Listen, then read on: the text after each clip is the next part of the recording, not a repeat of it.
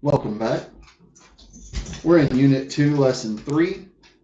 We're talking about linear equations, inequalities, and systems still. This lesson is titled Writing Equations to Model Relationships, Part 2. In today's lesson, we're going to use patterns to help us write equations. Remember, we are trying to create equations using both letters and numbers.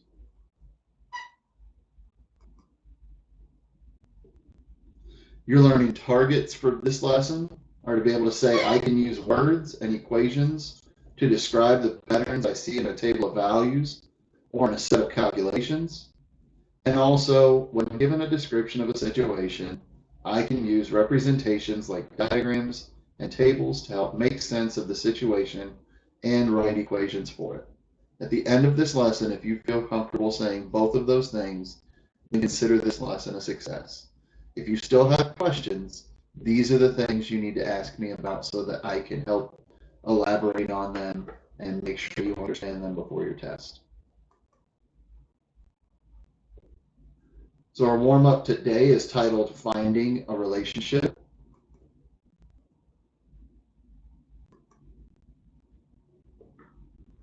So it says, here is a table of values. The two quantities, x and y, are somehow related.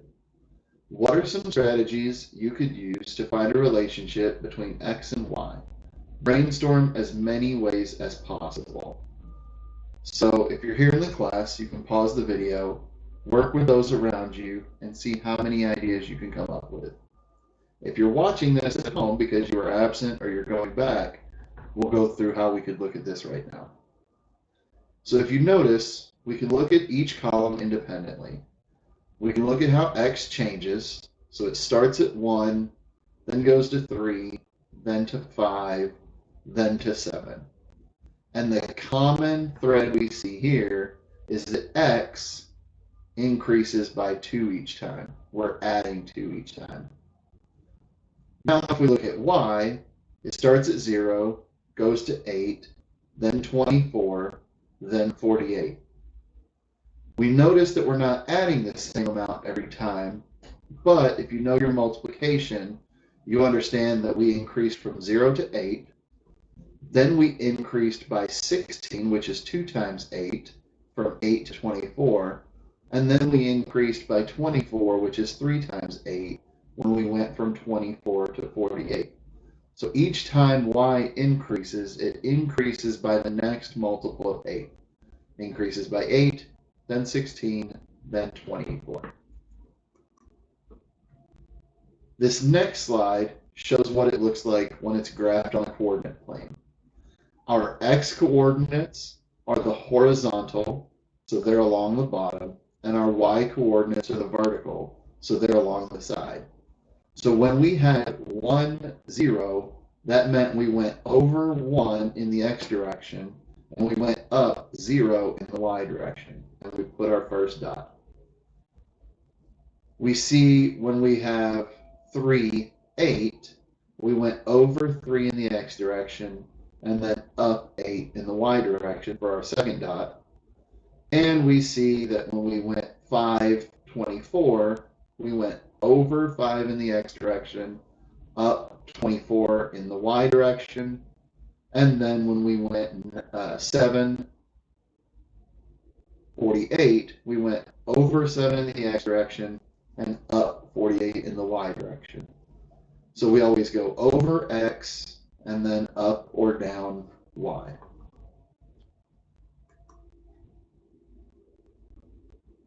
So our next activity is 3.2, something about 400.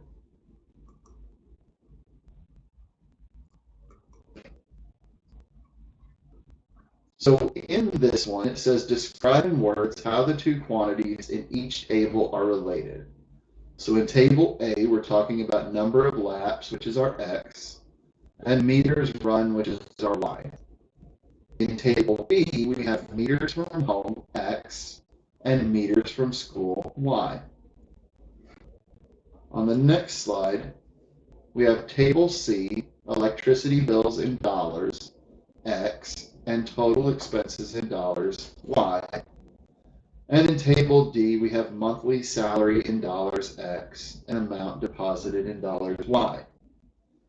So you want to think about how these relationships relate to each other. Do we think that we're adding, subtracting, multiplying, dividing? If one goes up, does the other go up? If one goes down, does the other go down? Or is it inverse? When one goes up, the other goes down. So these are ways that you can think about this. So if you're here in class, go ahead and take a few minutes, pause the video, talk to those around you. If you're watching from home because you were absent or you're going back and reviewing, let's go ahead and talk about this now. So if we look at table A, we have number of laps and meters run. Now a typical track is 400 meters from start to finish. So as we run laps, we are going to add another 400, and then we're going to add another 400, and we're going to add another 400. And so a way to think about that is multiplying. Every lap we run is 400 meters. So we could say X is going to be the number of laps, and then if we multiply that by 400, it will give us the meters run. In table B, we have meters from home and meters from school. Now this is what we call an inverse relationship. As we get farther from home, we must be getting closer to school, and vice versa. The closer we are to school, the farther we are from home.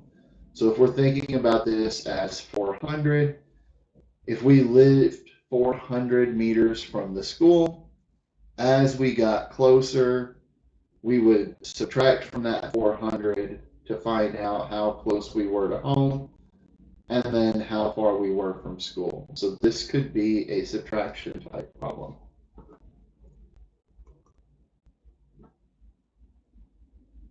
Now if we look at table C, we have electricity bills in dollars and total expenses in dollars.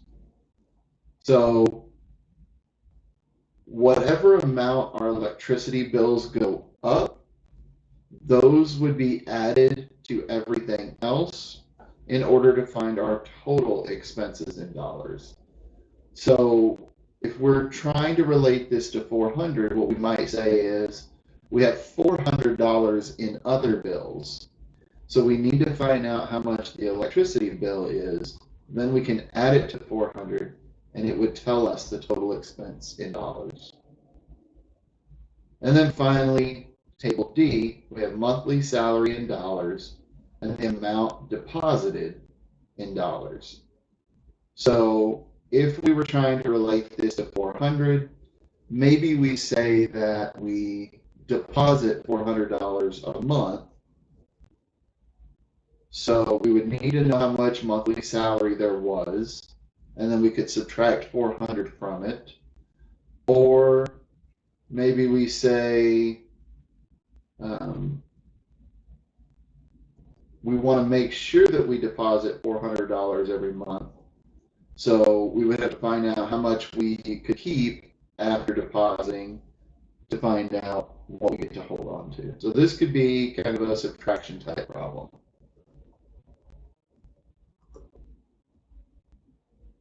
So now if we look at this slide, number 2, match each table to an equation that represents the relationship. So we have 400 plus X equals Y. That is probably going to be our bills, our electricity bills.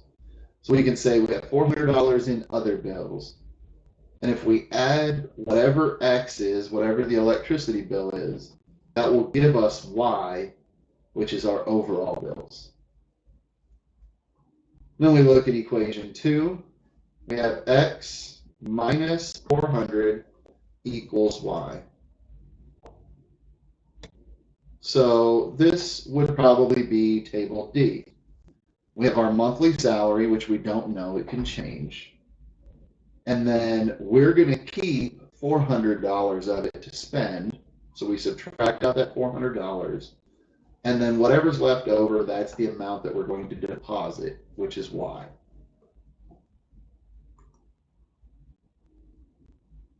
Equation 3, we have x plus y equals 400.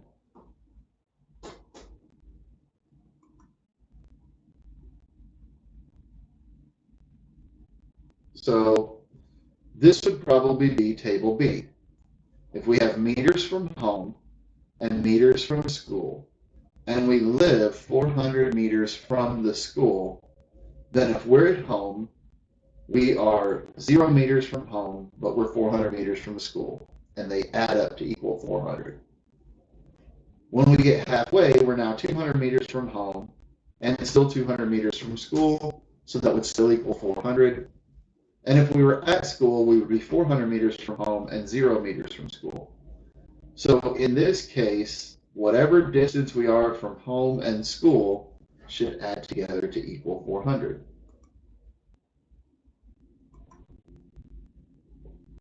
And finally, equation 4, this is going to be the number of laps and the total distance.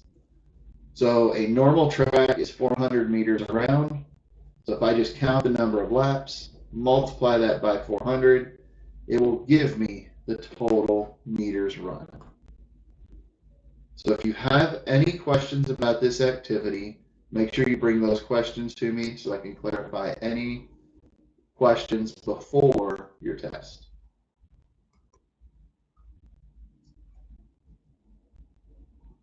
Our next activity, 3.3, what are the relationships?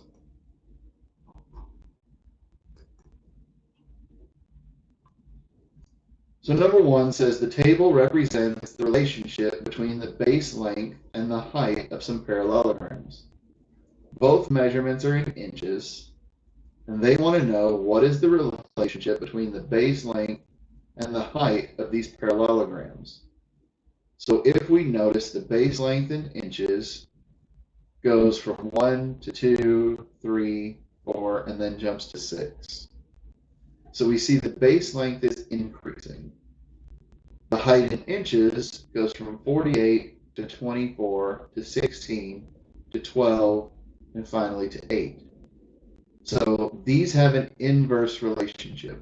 As x increases, y is decreasing.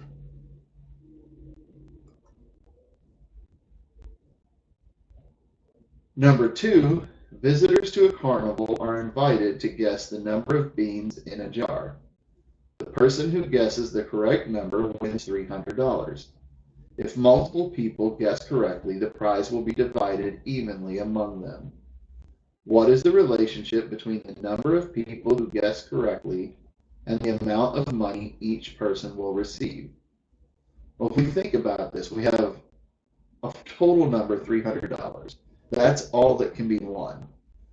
So if one person wins it, they win the entire 300. But if more than one person wins, they have to divide that money. So we see another inverse relationship here. The more people that win, the less money each person gets. Number 3, a half-gallon jug of milk can fill 8 cups, while 32 fluid ounces of milk can fill 4 cups. What is the relationship between the number of gallons and ounces? If you get stuck, try creating a table. So if you want to create a table to take a look at this, feel free to. You can pause the video. If not, we see that a half gallon of milk can fill 8 cups, while 32 ounces of milk can fill 4 cups. So that tells me I would need to double the ounces in order to get the same cups. So if I double 32 fluid ounces, that tells me I have 64 fluid ounces. At which point, those 64 fluid ounces of milk would be able to fill 4 cups. So that would tell me that a half gallon is equal to 64 fluid ounces. So if a half gallon is 64 fluid ounces, and we double again, that tells me a gallon must be 128 fluid ounces. So these are some connections that we could be making.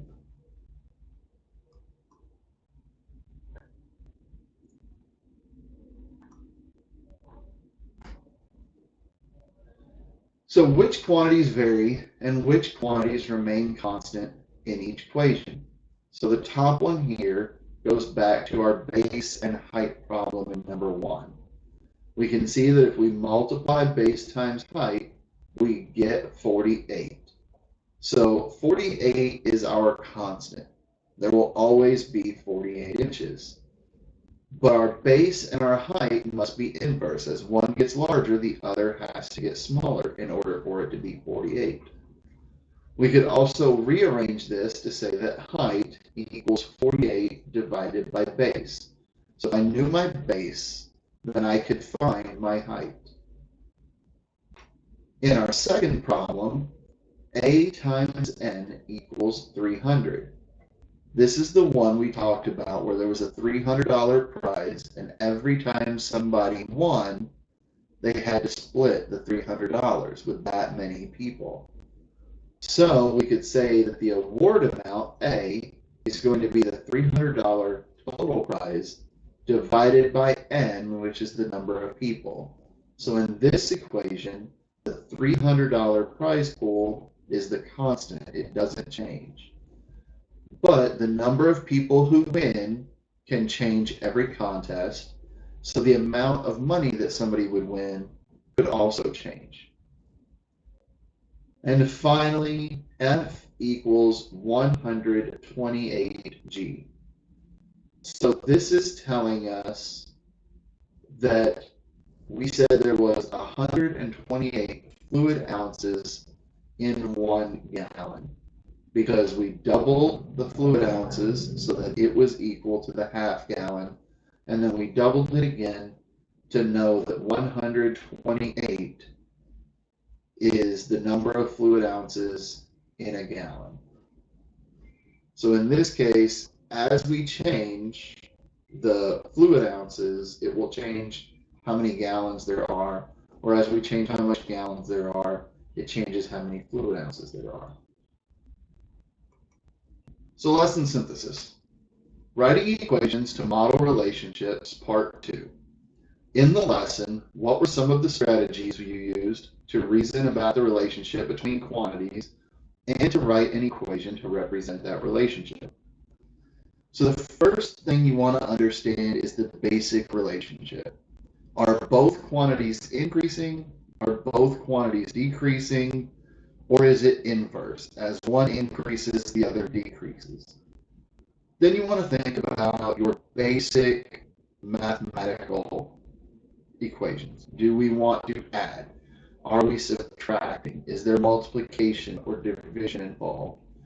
Think about how they relate to each other and which of those 4 basic mathematical functions you would use when putting it together. This one says a student starts a new semester with $30 in their lunch account. Each lunch at school costs $1.75. What's the relationship between the number of school lunches purchased, N, and the dollar amount in the account, A? So as we think about this, we know that the $30 is constant. That's what we start with. We know that the $1.75 is constant. That's how much each lunch costs. So if you think about this logically, as you increase the number of lunches, you're going to decrease the amount of money still in the account. And the way that you do that is to either subtract 175 each time that you buy a lunch, or if you multiply that $1.75 cost times the number of school lunches purchased, you can then subtract that from 30 to find the dollar amount in the account. So that is how you would go about writing this